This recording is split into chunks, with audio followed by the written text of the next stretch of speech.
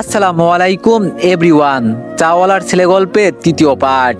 তো চলো বেশি কথা না কইয়া গল্প শুরু করা যাক। রেলিংয়ে পা রেখে যখন আমি নিচে ঝাঁপ দিতে যাব, ঠিক সেই মুহূর্তে যমদূতের বদলে পরম আশ্রয়ের মতো একজোড়া শক্ত হাত আমার শার্টের কলার আর হাত টেনে ধরলো। এক হ্যাঁচকা টানে আমাকে রেলিং থেকে সরিয়ে উল্টো করে ঘুরিয়ে দিলেন সেই ব্যক্তি। কিছু বোঝার আগেই আমার বাম গালে আর ডান গালে ঠাস ঠাস করে দুইটা প্রচন্ড থাপ্পড় আসছে পড়লো। ব্যথায় আর ধাক্কায় আমি ফ্লাইওভারের ফুটপাতে ছিটকে পড়লাম। চোখে সর্ষে ফুল দেখতেছিলাম। ঝাপসা দৃষ্টিতে তাকিয়ে দেখলাম সামনে একজন মাঝবয়সী ভদ্রলোক দাঁড়িয়ে আছেন। পরনে দামি স্যুটবুট, চোখে চশমা, চেহারায় আভিজাত্য আর প্রচন্ড রাগ। ভদ্রলোক চিৎকার করে বললেন, এই ছেলে, তুমি কি পাগল হয়ে গেছো? নিজের জীবনটা কি তামাশা মনে হয়? এই বয়সে মরতে আসছো কেন? আমি কোনো উত্তর দিতে পারলাম না। 2 দিন না খাওয়াই শরীর আর মনের ভিতরে জমে থাকা সব কষ্ট বাঁধন ভাঙা কান্নায় বেরিয়ে এলো। আমি ফুটপাতে বসেই 2 হাতে মুখ ঢেকে ডুকরে ডুকরে কাঁদতে লাগলাম। আমার কান্না দেখে ভদ্রলোকের রাগটা বোধহয় কিছুটা কমে গেল। তিনি আমার সামনে উপর হয়ে বসে নরম স্বরে বললেন, দেখে তো কোনো ভদ্র ঘরের শিক্ষিত ছেলে মনে হয়। কি হয়েছে তোমার? পরিবারের সাথে ঝগড়া করেছো? তোমার বাবার নাম্বার দাও, আমি এখনই কল দিচ্ছি। তাদের জানানো দরকার তুমি কি করতে যাচ্ছিলে। বাবা শব্দটা শুনে আমার বুক ছেড়ে একটা আত্মচিৎকার বেরিয়ে এলো। আমি কাঁদতে কাঁদতে বললাম, আমার বাবা নেই স্যার, আমার বাবা নেই। আমার মা আমাকে বাড়ি থেকে বের করে দিয়েছেন। আমি খুনি স্যার, আমি আমার বাবার খুনি। ভদ্রলোক চমকে উঠলেন।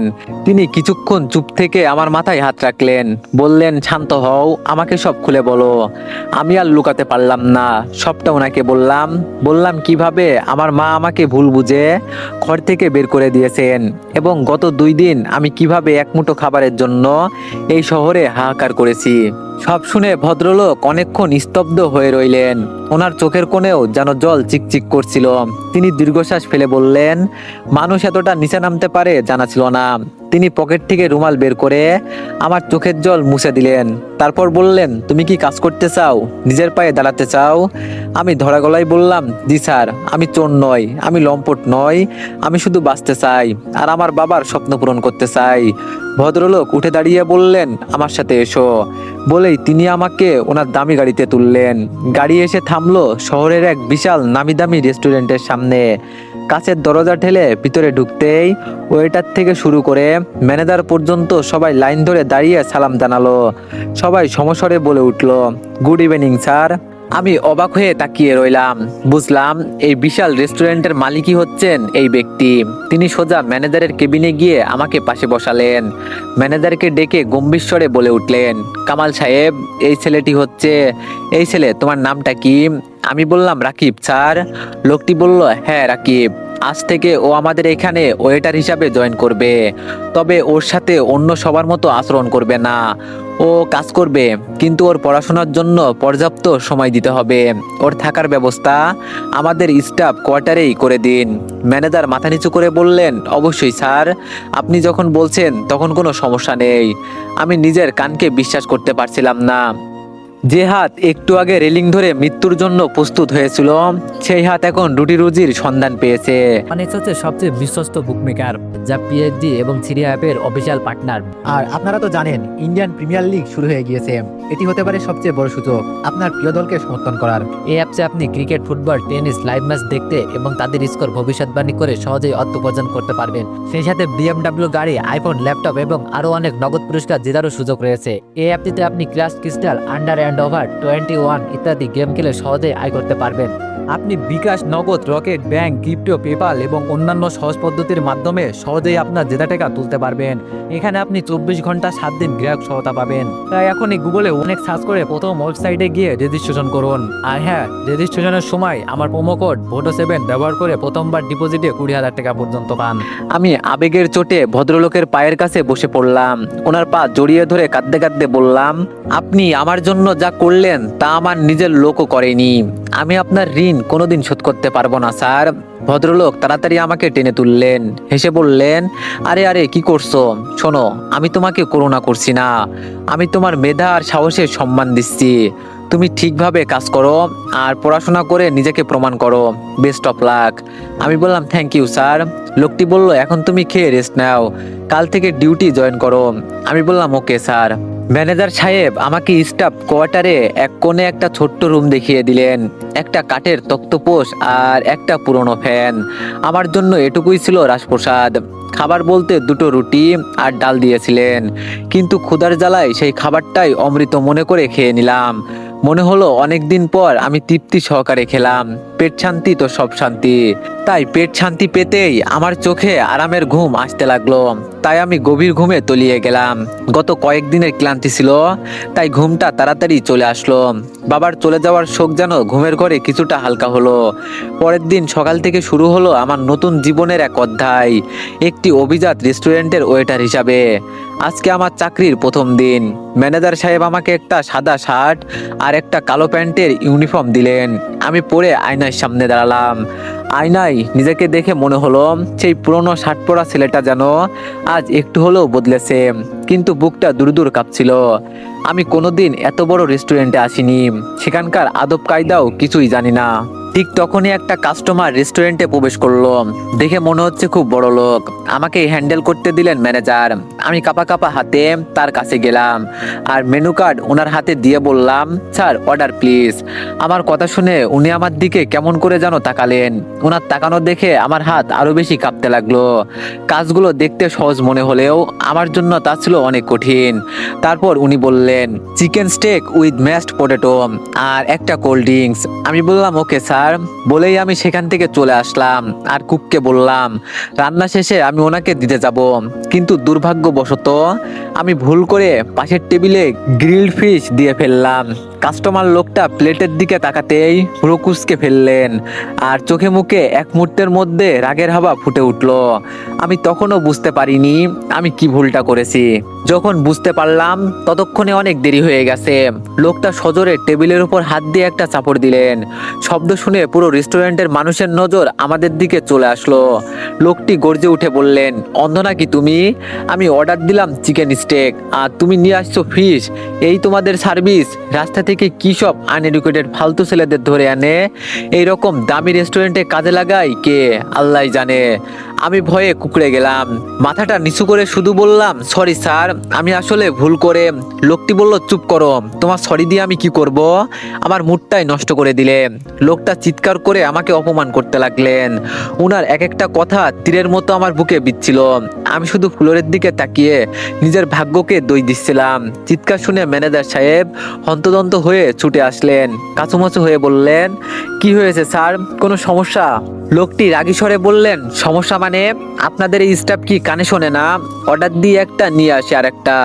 এদের দিয়ে রেস্টুরেন্টে কাজ করালে রেস্টুরেন্ট বন্ধ করে দিন, না হলে মান সম্মান সব যাবে। ম্যানেজার আমার দিকে এক অগ্নিদৃষ্টিতে তাকালেন। তারপর লোকটার সামনে বারবার মাপ চাইতে লাগলেন। লোকটা চলে যাওয়ার পর ম্যানেজার আমার সামনে এসে দাঁড়ালেন। উনি রুক্ষ গলায় বললেন, তোর মতো অযোগ্য ছেলেকে স্যার যে ডেকে এনে কেন চাকরি দিলেন এটাই বুঝতে পারছি না। গ্রামের ছেলে হয়ে এসেছিস এইসব দামি রেস্টুরেন্টে সার্ভিস দিতে? নিজের যোগ্যতা দেখেছিস কখনো? কাল থেকে যদি এমন ভুল আর একবার হয় তবে ইউনিফর্ম খুলে সোজা রাস্তায় বের করে দিব। তখন ছাড়ও কিছু বলবে না। মনে রাখিস, এটা কোনো ফুটপাতের চায়ের দোকান না। বলে উনি চলে গেলেন। সবার সামনে এই অপমান সহ্য করা আমার জন্য খুব কঠিন ছিল।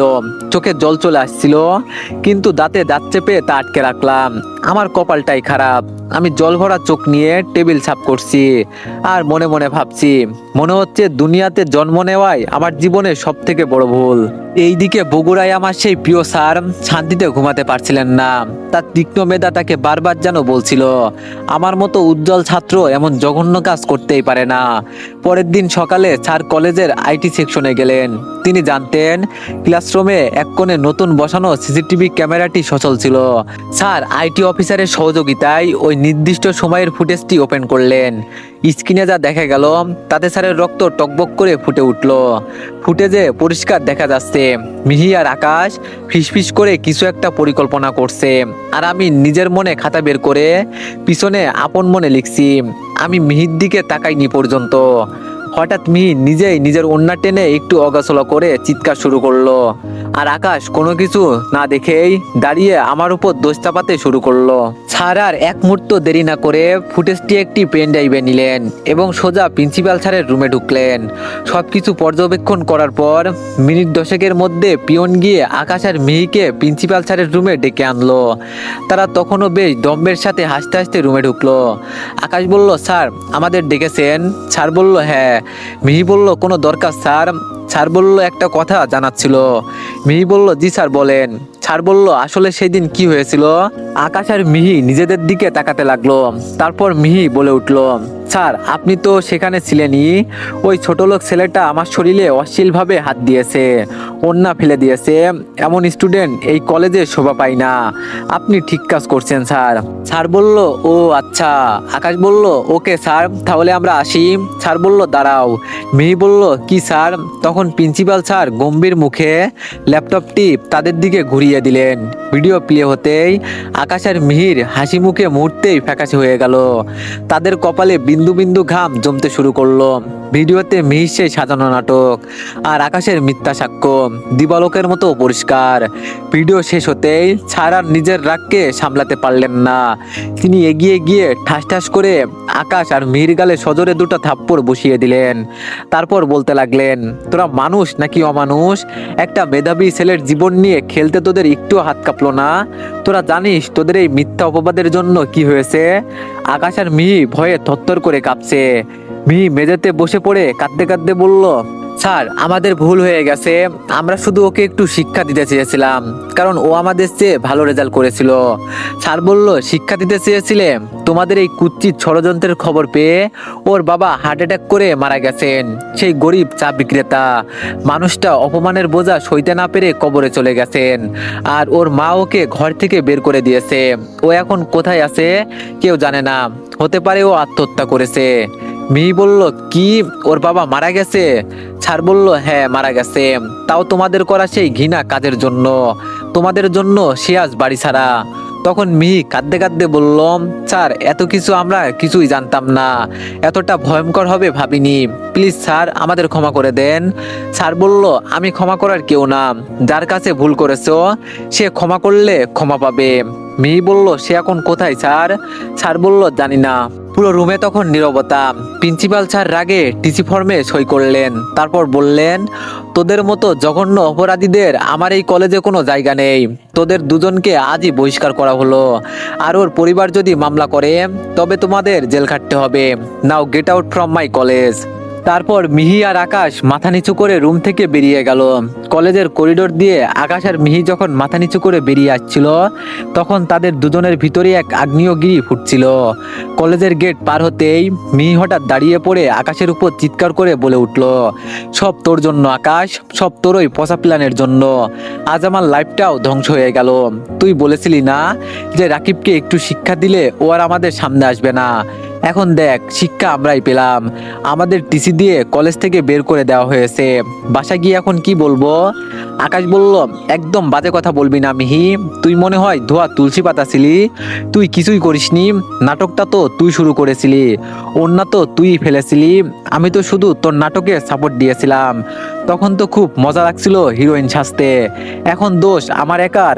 মিহি বলল, আমি তোর কথাই রাজি হয়েছিলাম, কারণ তুই আমাকে বুঝিয়েছিলি এটা শুধুই একটা প্রাঙ্ক। কিন্তু তুই কি জানতিস ওই ছেলেটার বাবা মারা যাবে? তুই কি জানতিস ওর মা ওকে বের করে দেবে? আমাদের এই নোংরা কাজের জন্য একটা জলজান্ত মানুষ মরে গেল আকাশ। তুই একটা খুনি। আকাশ মিহির খুব কাছে এসে বলল, খবরদার মুখ সামলে কথা বলবি মিহি। খুনি যদি আমি হই তবে তুইও সমান অংশীদার।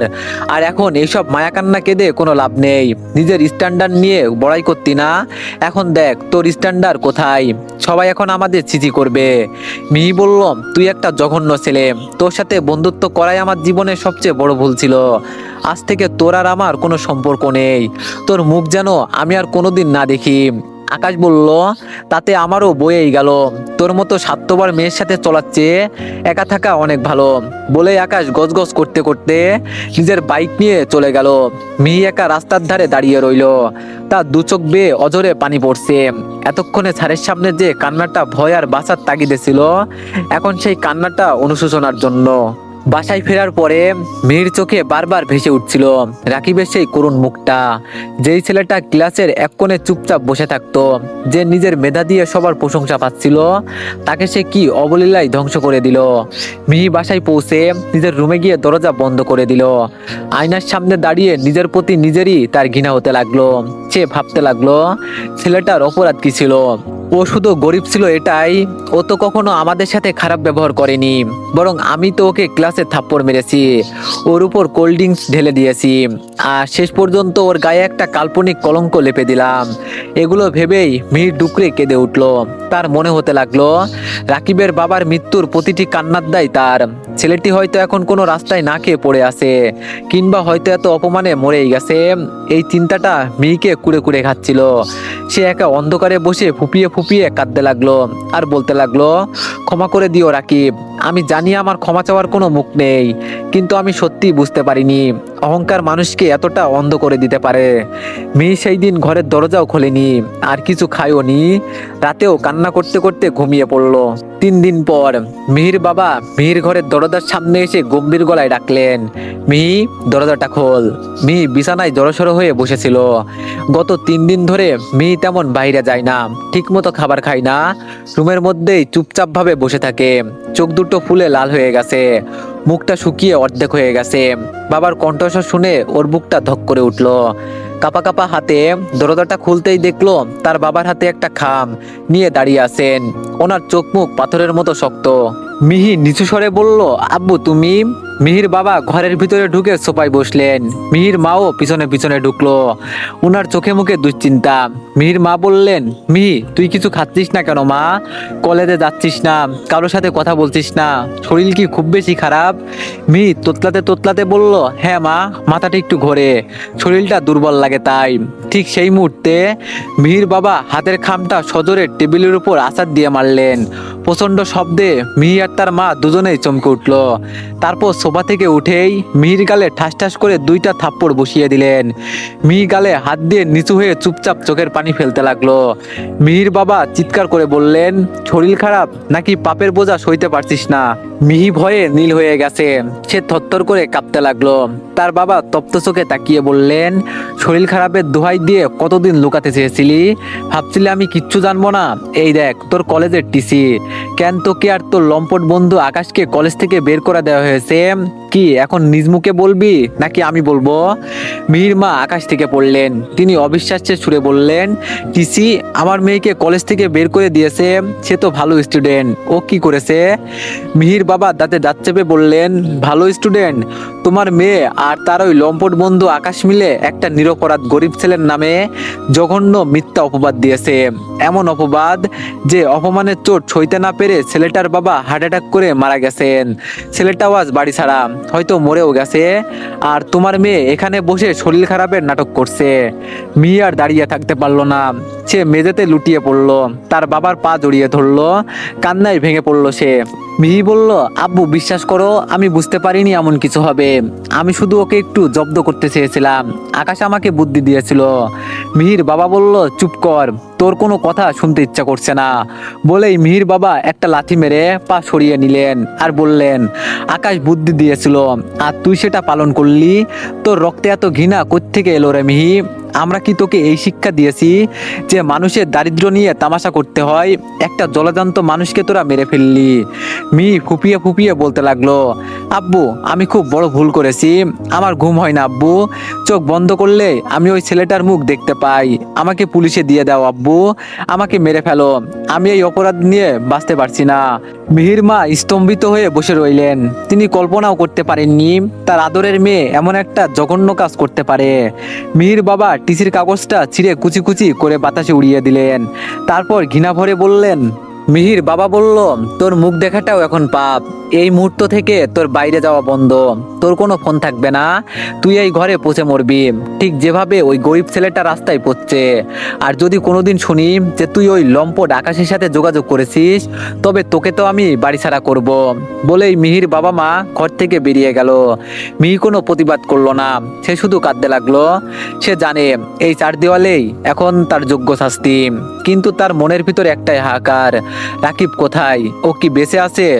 এই দিকে ঢাকায় আমি মনমরা হয়ে টেবিল পরিষ্কার করছি আর মনে মনে ভাবছি হয়তো আমার বাবার স্বপ্ন আর পূরণ করা হবে না, কারণ ম্যানেজার আমাকে রাতেও পড়তে দেয় না। এখানে আসার পর আমাকে শুধু খাটিয়েই নেয়, একদিনও পড়তে দেয়নি। কলেজে ভর্তি হওয়া তো দূরের কথা, আর উনি এটাও বলেছে এগুলো যদি মালিককে বলি তাহলে আমাকে এখানেও থাকতে দিবে না। আর উনাকে বলবো বা কিভাবে, উনি এখানে মাসে আসে একবার। আল্লাহর কাছে হয়তো অনেক বড় পাপ করেছিলাম, তাই এত বড় শাস্তি পাচ্ছি। যাই হোক, এগুলো ভাবতে ভাবতে আমার চোখ দিয়ে 2 ফোঁটা পানি গড়িয়ে পড়লো। হঠাৎ দেখি রেস্টুরেন্টের কাছে দরজা ঠেলে এক অপরূপ সুন্দরী মেয়ে ভিতরে প্রবেশ করলো। তো এভরিওয়ান, নেক্সট পার্টের জন্য সবাই একটু বেশি বেশি লাইক আর একটা করে কমেন্ট করে দিয়েন। ধন্যবাদ।